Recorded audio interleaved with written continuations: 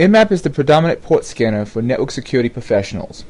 It was originally created by Fedora and released in this article for FRAC Volume 7, Issue 15 back in 1997. Now Fedora and a host of open source developers contribute to the project. Nmap's main webpage can be found at http://www.insecure.org/nmap. Nmap supports many platforms. For this tutorial, I will be using the Auto Boot CD, which comes with Nmap 3.75. Nova Port Scanner seems to offer the wide range of options that Nmap provides. This tutorial will cover the basics of Nmap usage, along with a few of its more advanced options. Ports are numbers that TCP/IP uses to map packets to services. For example, some of the common ports are presented on your screen right now. You can think of the IP address as an apartment complex and each port as a mailbox. Each resident or service needs their own mailbox to receive messages. TCP also uses flags to communicate. The send flag or synchronize is used for establishing a connection. The ACK or acknowledgement flag is used for acknowledging a message. The reset flag is used to indicate there was some kind of error.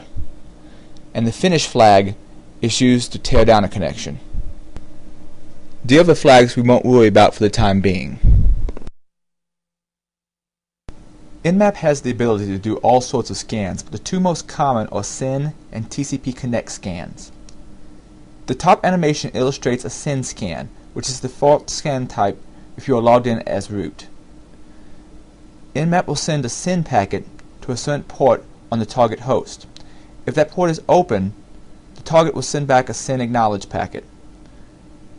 Now that Nmap knows that the port is open, it sends a reset packet to break the connection. SYN scans have the advantage of being more stealthy than a full connect scan, but a good IDS will still detect them. The middle animation illustrates a full TCP Connect scan, which is the only scan type you can do without root privileges. Full TCP Connect scans do a complete three-way handshake. Nmap will send a SYN packet to a certain port on the target host. If that port is open, the target will send back a SYN acknowledge packet. Now that Nmap knows the port is open, it completes the connection with an ACK packet, then finishes communications. The bottom animation shows the most common results of either scan type when scanning a port that's closed. Nmap will send a SYN packet to a certain port on the target host. If that port is closed, the target will send back a reset packet to indicate a problem exists since nothing is listening on that port. It's also possible that the target host will not return any information at all. If Nmap knows that the host is up, but it did not return anything for a certain port, Nmap will label that port as being filtered. Filter could mean the host is behind some sort of firewall obstruction, but if the firewall is configured a certain way, getting back a reset packet is also possible. Now let's boot up the Auditor CD and start using Nmap. First I'll do a simple scan of a known host.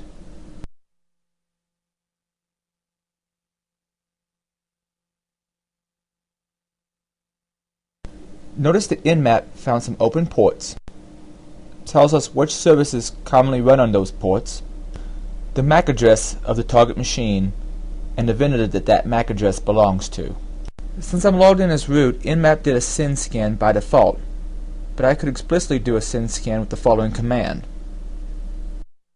or a TCP full connect with this command. The default port range that Nmap scans is 1 through 1024 and every higher port in the Nmap services file. I'll go into how to change the port range later. When scanning hosts, there are a lot of options you may want to use to find more information about the targets. Look at Nmap's man page to see them all. Here are a few of the most commonly used options. -H gives you the Nmap help. Not as comprehensive as the man page, but still good for a quick fix. -S capital S gives you the TCP scan option, which we've already covered. The same goes for -S capital T, which gives you the TCP full connect option.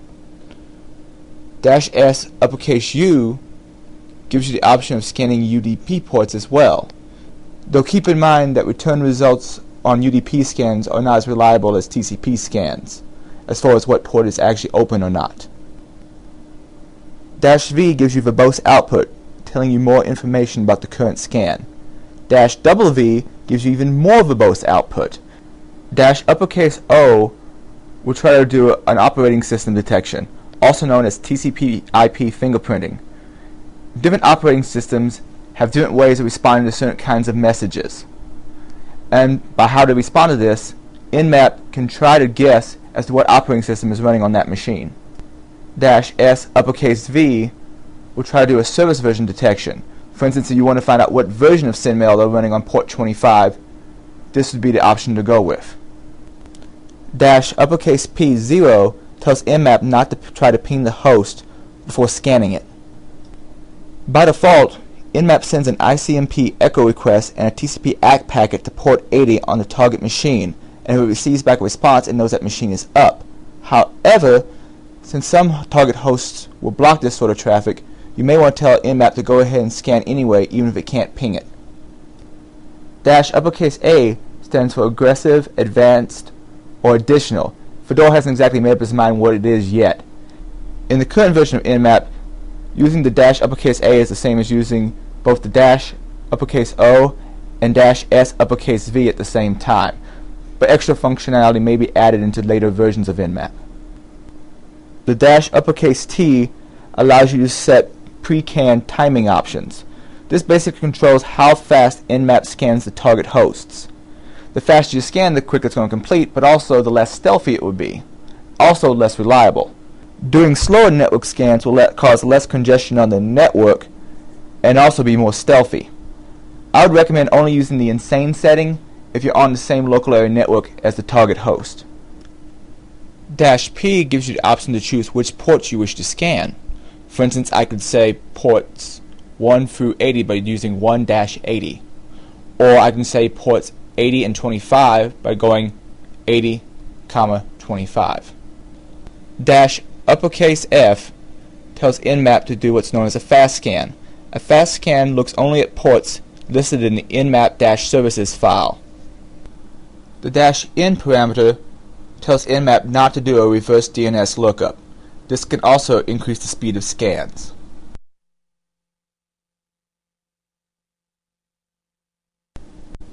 In this Nmap command, I'm using the -VV option and the -P0 option to tell Nmap to give me very verbose output and to scan the machine without pinging it.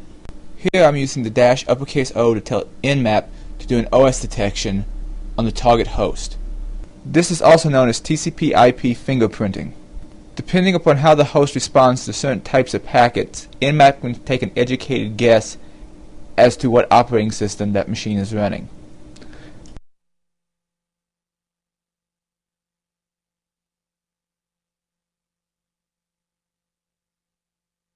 This command tells Nmap to see if port 5901 is open and to do an OS and version detection. As we can see, this host is running a VNC server, protocol version 3.3. Be careful when using the version detection option. The data it sends to probe the host can cause the target service to have problems. I once scanned the JetDirect box with version detection and caused it to print off every fingerprinting test, wasting about half a ream of paper. In this command, we use Nmap to do a UDP scan. We use the -A option to do an OS and version fingerprint, and we set the timing options to insane, so that we get our results back faster.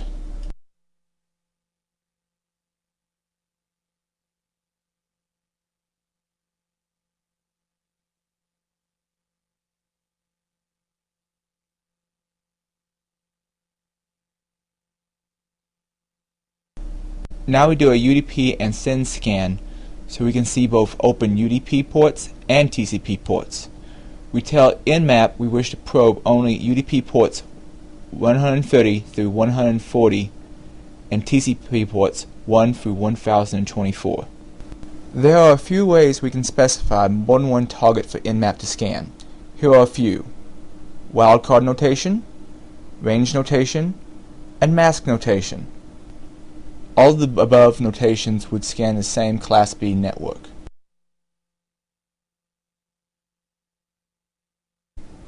This command tells Nmap to do a fast scan with OS detection on hosts 192.168.1.102 through 105. As you can see, this scan returned results for more than one host. Here we tell Nmap we wish to scan a complete Class C network. I hope that you've enjoyed this tutorial. For further research, you might want to look at the Nmap documentation at insecure.org and the Horse 13's Nmap tutorials on Anti-Online. Later I may release another Nmap tutorial showing some of the more advanced features, like FTP bounce, spoofing, decoys, logging, and idle scan. Email irongeek@irongeek.com if you would like for me to do a more advanced tutorial.